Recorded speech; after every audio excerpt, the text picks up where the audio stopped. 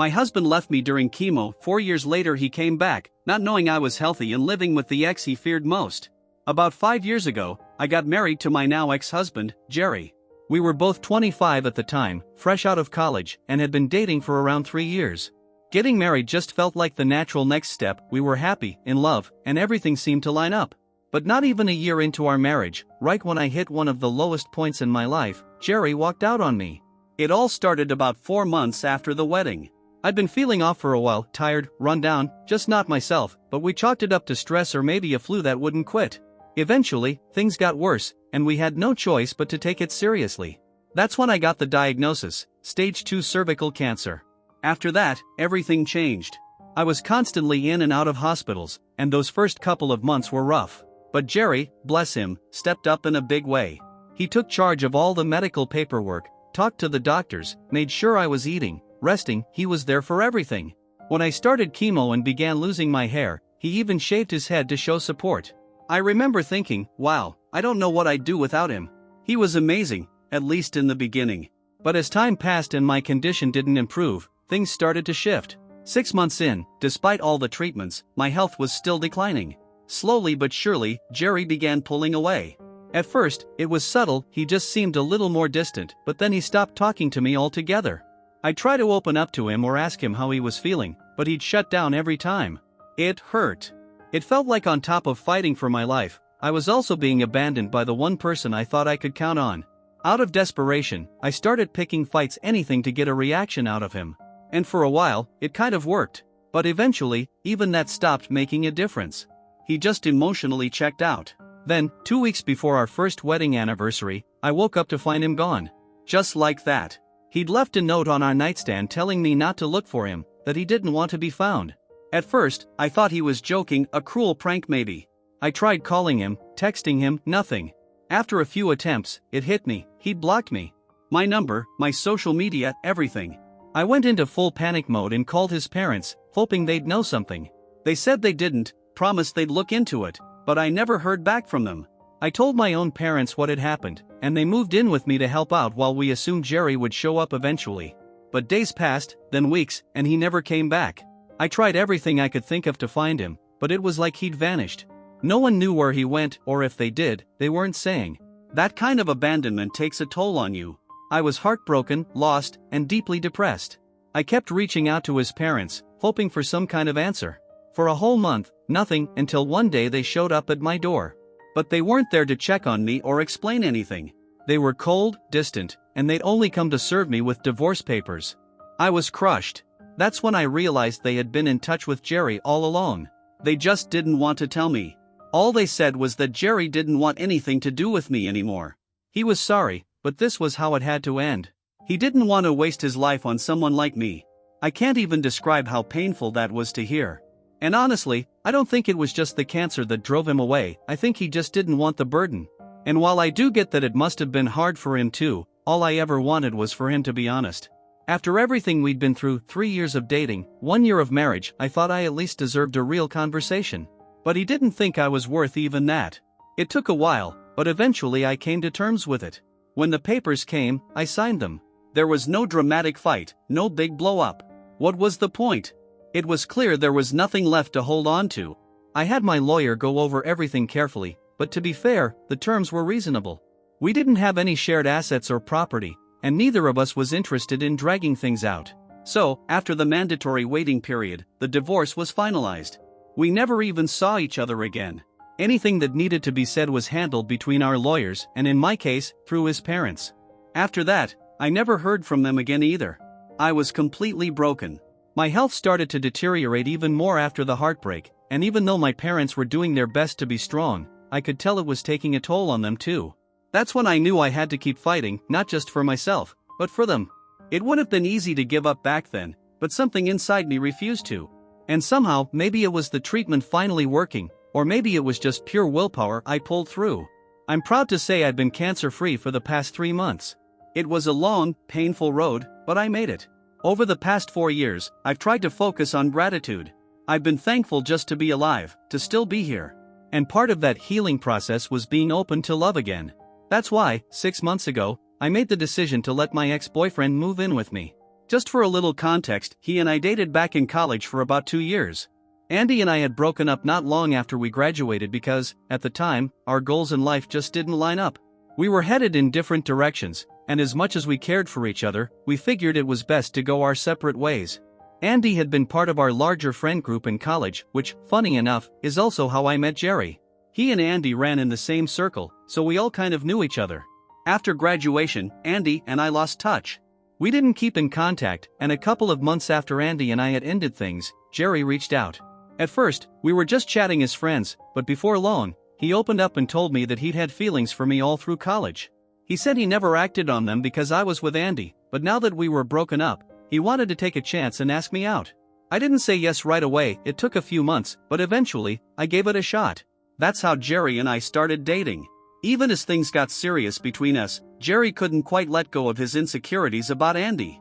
I'd stayed friendly with Andy after our breakup, nothing romantic, just old friends staying in touch, but it started to bother Jerry. He never outright said it, but I could tell he wasn't okay with it. So slowly, and kind of reluctantly, I started pulling away from Andy. Eventually, I blocked him altogether because I didn't want to make Jerry uncomfortable. I thought I was doing the right thing for my relationship. Later on, I heard from mutual friends that Andy had been really hurt and confused by how I just disappeared on him. But honestly, at that point, I was all in on Jerry. He meant more to me than anyone else, and I didn't think I had another option. Time passed. I married Jerry and pushed Andy out of my mind entirely. Then, everything fell apart: the cancer, the abandonment, the divorce. I never talked about it publicly or posted anything online, but I confided in a few close friends. I guess that's how word got back to Andy. 5 months after my divorce was finalized, I got an email from him. He said he'd heard about what I was going through, both the illness and the breakup, and he wanted to reach out.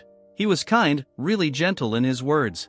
He told me he'd like to be friends again but would completely understand if I wasn't ready or didn't want that.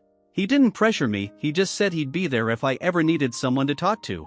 At the time, I was still in pieces over what Jerry had done. I saw the email, read it a few times, and thought about replying, but I couldn't bring myself to do it. 10 whole months passed before I finally felt ready.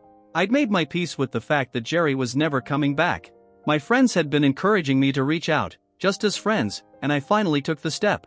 When I wrote back, it was purely platonic. I wasn't trying to rekindle anything, I just wanted to acknowledge him, to clear the air between us. He'd made the effort, and I felt like he deserved at least that. From there, we started talking again, slowly at first. And before I knew it, it felt like we were back to the kind of friendship we used to have. Comfortable, easy, genuine. It felt good to have someone in my corner again, someone who just got me. Sure, I had other friends, but there was always something different about Andy. My parents noticed the change in me too. They saw how much happier I was and encouraged me to keep the friendship going, even if it was just that, a friendship. For a few months, we stuck to chatting online. Then he started visiting me at home, and little by little, we grew closer again. I still wasn't sure if I was ready for anything romantic, but he didn't push. He just stayed by my side, patient and supportive. Then, last year, Andy opened up to me. He told me that he had never really stopped loving me. That seeing me with Jerry had been one of the hardest things he'd gone through, but he stayed away because he wanted me to be happy even if it wasn't with him. And now that Jerry was out of the picture and we were talking again, he couldn't keep it in any longer. He didn't expect anything from me, he just wanted me to know the truth. I appreciated his honesty, I really did, but I wasn't sure what to do with it. Even though it had been 3 years since Jerry left, part of me still felt stuck in that past. I never got closure, never got the answers I needed. And that made it hard to move forward, even though I knew Andy was sincere and I cared about him deeply, maybe even more now than I did before. My parents and friends talked to me about it, reminded me how much time had passed. If Jerry had truly cared, he would have come back or at least reached out by now. But he didn't. He vanished, and he stayed gone. They told me I needed to stop living in the shadow of someone who abandoned me and start focusing on the love and life I had right in front of me. And they were right. I'd already fought so hard to stay alive. I knew better than most just how uncertain life can be. So I made a decision. A couple weeks after Andy confessed how he felt, I told him I was ready to give us another shot. Things moved along naturally after that. A few months into our relationship, he told me he wanted to be the one to take care of me, really be there for me, every day. He asked if I'd be okay with him moving in. I thought it over, talked it through with my parents, and considering how much time he already spent with me at home, we agreed it made sense. So he moved in. We've been living together ever since, and honestly, it's been wonderful. I love having him around. A couple weeks after he settled in, once he was familiar with my routines and everything, my parents moved out. They still visit all the time, of course, but now they have space to breathe too, and I think they're grateful for that. I'm not ready to jump into another marriage just yet, and Andy understands that. We've talked about it, and maybe someday we'll go down that road, but for now, I'm just happy. Truly happy. I'm healthy, cancer-free, and living with someone who loves me deeply and who I love back just as much. Everything felt perfect. Until earlier this week. Out of the blue, Jerry reached out.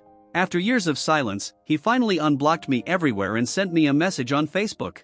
He said he'd come to realize how horribly he'd treated me, and that I didn't deserve any of it. Of course, none of that was in my control.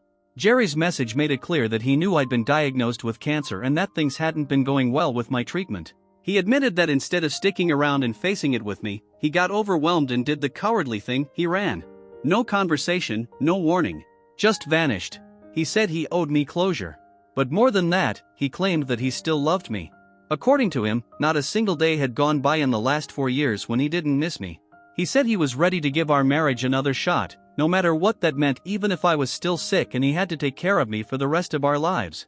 He said he was willing to do it all. So, I asked him to come see me. But not for the reasons he probably thought. And yeah, maybe this is where I messed up.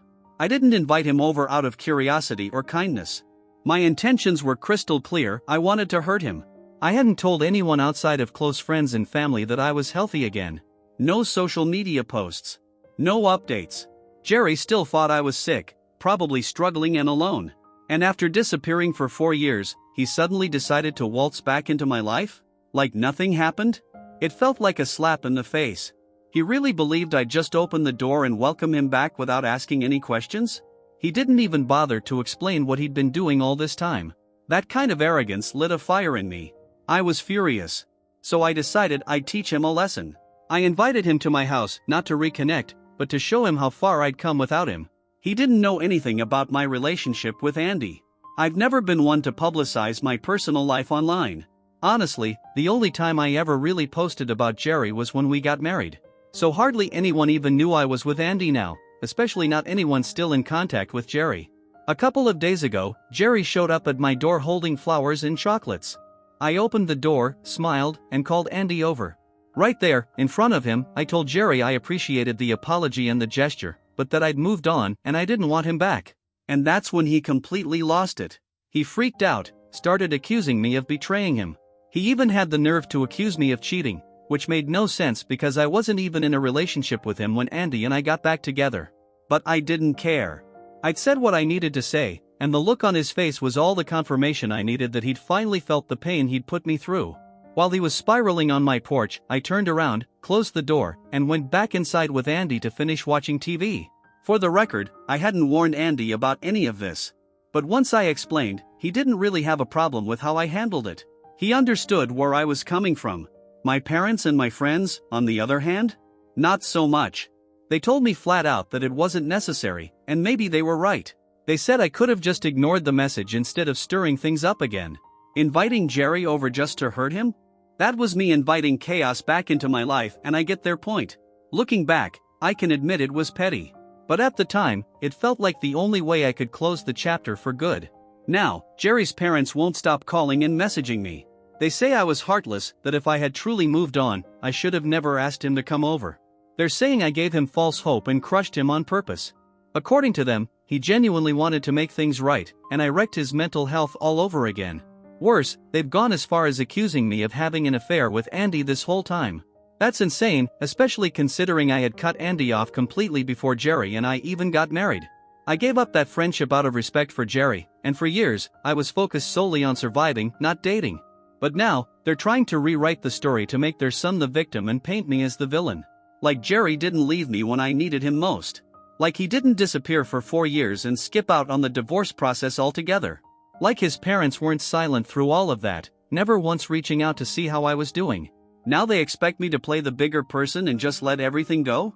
My parents and friends still stand by the idea that I shouldn't have done it. They told me they understand why I felt the need to get back at Jerry, but they also believe it wasn't the healthiest choice. They weren't harsh about it, but they made their feelings clear. And honestly, they're not wrong. I've been thinking about it a lot, and yeah, I feel a little guilty. I probably could have avoided the whole mess by simply not replying to Jerry's message in the first place. I let my emotions get the better of me. I was impulsive and yes, a little vindictive. But even with all that, I don't regret it. I'm not proud of what I did, but I'm not going to apologize for it either. It wasn't ideal, but I don't think it was the unforgivable act Jerry's parents are making it out to be. Especially considering what he put me through. He abandoned me while I was fighting cancer. He left a note and disappeared without so much as a conversation. And now, after 4 years of silence, I'm suddenly expected to welcome him back and act like none of it happened? I don't think so. Update 1. Hey everyone, thank you so much for all the feedback on my original post. It was honestly really helpful. First off, I sat down with my parents and friends and talked about everything that happened. I didn't try to sugarcoat it. I admitted I was petty, and I know what I did was totally unnecessary. There were 100 better ways I could have handled it, and I fully accept that. But at the time, I felt like I needed closure. I didn't think it all the way through. I reacted emotionally, in the moment. Maybe it wasn't my finest hour, but it gave me the final push I needed to close the door on that part of my life. I don't regret doing it, but I also don't plan to dwell on it. My friends and family didn't press the issue after that. We pretty much agreed to let it go and not keep bringing it up. In the grand scheme of things, it really wasn't as bad as everyone online seems to think. I think maybe I didn't explain things clearly enough in my original post, because just to be absolutely clear, my parents and friends weren't pushing me to apologize to Jerry. They didn't love what I did, sure, but they just gave their honest opinion and left it at that. They didn't try to guilt-trip me or make me feel bad, not the way Jerry's parents have been doing. After we talked it all through, we agreed to disagree. It didn't change anything between us, and things are still good with them. The only issue I've been dealing with lately is Jerry's family. His parents are furious about what happened.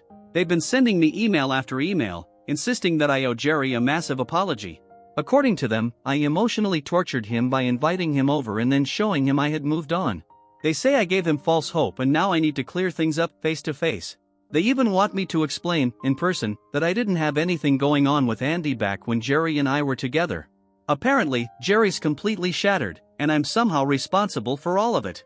And I just can't wrap my head around why they think they're entitled to so much from me. Especially considering we've barely had a relationship since the divorce. Back when Jerry disappeared, they were on his side. They helped him hide from me during our separation. I'm not blaming them for everything, but they absolutely played a role in why I never got the closure I needed from that chapter of my life. And now, just because Jerry is hurting, suddenly I have to be the one to help him heal? Where was that energy when I was the one left behind, sick and confused? I'm just playing by the same rule book they did. Update 2. So, it's been about 3 days since my last update. Things had been pretty calm, until this morning. I guess Jerry and his parents didn't take well to the silence, and they must have assumed that Andy wouldn't be around if they came early. They showed up unannounced at my house. I work from home, and so does Andy, but clearly they didn't know that. When I answered the door, they immediately started in demanding that I talk to Jerry, that I explain everything because he was confused and hurting and they couldn't let their son suffer like this. I stared at them for a moment, rolled my eyes, and told them flat out, I wasn't playing this game. I didn't owe them anything. Jerry never gave me an explanation when he left, so he didn't get to expect one from me now. I told them the only reason I even opened the door was to say that to their faces. Then I made it very clear, if they didn't leave, I was calling the cops. That's when Jerry lost it. He started shouting at me, calling me selfish and petty. He started swearing, getting louder. That's when Andy heard everything and came to the door. He looked like he was barely holding himself back. I didn't want this to turn into a fight, so I grabbed my phone and told Jerry and his parents, one last time, to leave or I really would call the police. They kept yelling for a few more seconds, but once I started dialing, they backed off, still throwing insults at me, but walking away. Andy, of course, shouted right back. He was furious. Luckily, he'd started recording everything the moment he heard the commotion. We don't have much video, but we do have a full audio recording of Jerry screaming at me and the entire interaction up until the moment they left. So now, if they show up again, we're ready. We'll press charges, and we're prepared to involve lawyers to file a restraining order against Jerry and his family if it comes to that. I'm hoping it won't go that far, but at least we're not caught off guard anymore. I've said what I needed to say. Update 3. It's been a few days since they last showed up, and since then, I haven't heard a word from Jerry or his parents. Honestly, I'm relieved. I did talk to a few friends about what happened, And while they still think I was a little petty in the way I handled it, they also think Jerry and his parents were completely unhinged. A couple of them advised me to speak to a lawyer, just in case, but I didn't feel like it was necessary anymore. Because last night, I got an email from Jerry. He told me he's moving to Europe with his parents and that I won't be hearing from him again. He said after he left me all those years ago, he'd moved to California for a job he'd applied to while we were still together. He admitted he didn't tell me about it because he knew I couldn't relocate at the time, not while I was sick. And he didn't want me to even consider the possibility. But at the same time, he couldn't stand the guilt of being the guy who left his sick wife, so instead of dealing with it, he ran. He admitted he was a coward. He said he had a few flings over the past 4 years, but nothing serious. That he always regretted what happened between us. Recently, he applied for a position in Europe and came back home just long enough to convince his parents to move with him. That's also why he'd reached out to me to apologize, and maybe see if there was a chance we could fix what was broken. But after seeing me with Andy, he said reality hit him. He realized he had no right to barge back into my life, not after everything he'd done. And he definitely had no right to question me or expect anything from me, not him, and not his parents. He said he was sorry. He knew the apology came way too late and wouldn't change anything, but he wanted to take responsibility for what he did. He even said he felt ashamed for throwing a tantrum and sending his parents after me. He said he could tell Andy really loved me, and that I was happy, and that meant he needed to finally step back and let go.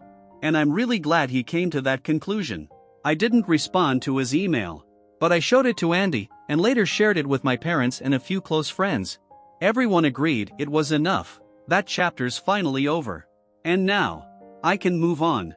Honestly, in a few months, I think I'll be ready to marry Andy.